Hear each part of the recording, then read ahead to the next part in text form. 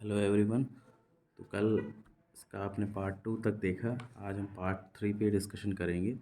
तो अमोनिया में आगे है, ammonia is dissolved in water with the help of funnel arrangement so as to prevent back suction of water as the gas is highly soluble in water. तो ये बहुत ही rapidly water में dissolve हो जाएगी और डिज़ोल्व होने के साथ साथ ये अमोनियम हाइड्रोक्साइड बनाएगी। तो अगर आगे देखें तो ammonia when dissolved in water produces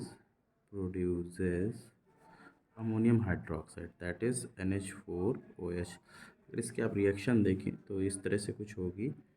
NH3 इसको वाटर से हम रिएक्ट कराएंगे, विल गिव्स आउट NH4OH। तो ये इस तरीके से वाटर में सॉल्युबल होने के साथ साथ ये अमोनियम हाइड्रोक्साइड को फॉर्म करेगा। ओके, इसके साथ साथ कुछ इसकी बेसिक केमिकल प्रॉपर्टीज़ भी हम देख लेते हैं। तो बेसिक नेचर क्या है केमिकल प्रॉपर्टीज़ में? Chemical properties of ammonia. तो बेसिक नेचर क्या हो जाएगा? बेसिक नेचर में इट ऑन डिज़ोल्विंग, जब इसको हम वाटर में डिज़ोल्व करेंगे, इट ऑन डिज़ोल्विंग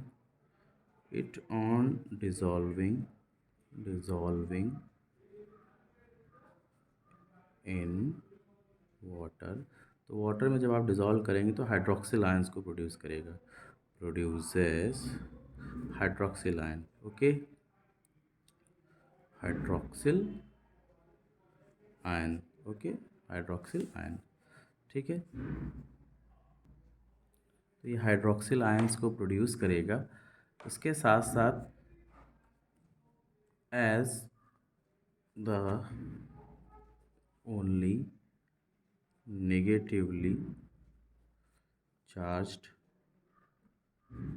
पार्टिकल्स। ओके, इसके बाद अगर अमोनिया किसी एसिड से रिएक्ट करेगी तो क्या होगा, जो कि सेकेंड पॉइंट है इसका। If NH3 reacts with acids तो सॉल्ट एंड सॉल्ट फॉर्म होगा, टू फॉर्म सॉल्ट। ओके, कैसे? फर्स्ट रिएक्शन देखिए, NH3 when react with hydrochloric acid it will gives out NH4Cl, ammonium chloride form होगा। और कैसा होगा? Dense white fumes. Okay, second reaction देखिए, अगर यही अमोनिया नाइट्रिक एसिड के साथ में रिएक्ट करेगी तो क्या फॉर्म होगा? That is ammonium nitrate. Okay, तो ये अमोनियम नाइट्रेट फॉर्म करेगा। थर्ड रिएक्शन देखिए, अगर यही अमोनिया,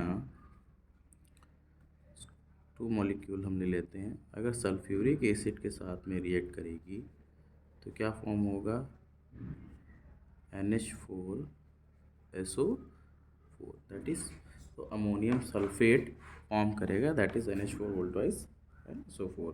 तो इस तरीके से आपने देखा कि कैसे ये अमोनिया डिफरेंट एसिड के साथ रिएक्ट करने के बाद सॉल्ट की फॉर्मेशन करती है। अगर इसका हम लिटमस टेस्ट कर लेते हैं तो क्या होगा? रेड लिटमस को ये ब्लू में चेंज करेगी, फिनॉक्सिलिन पिंक में, और मिथाइल ऑरेंज येलो में। ओके, तो ये कलर चेंज लिख देते हैं। while testing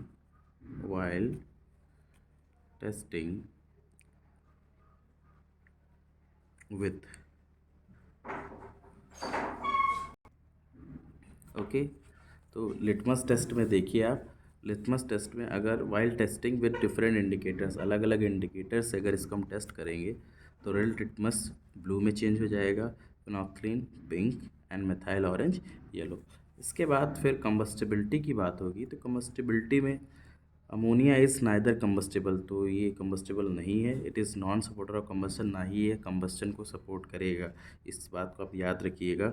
अगर if jet of ammonia is ignited in atmosphere of oxygen, oxygen की प्रेजेंस में अगर इसकी एक जेट स्ट्रीम को हम निकालेंगे, यानी एक बहुत तेज़ी से रैपिड स्ट्रीम निकल के आएगी, it Burns with green flame, तो यह ग्रीन फ्लेम के साथ में जलेगा। इस ये ग्रीन फ्लेम कलर को याद रखिएगा, वेरी इंपॉर्टेंट।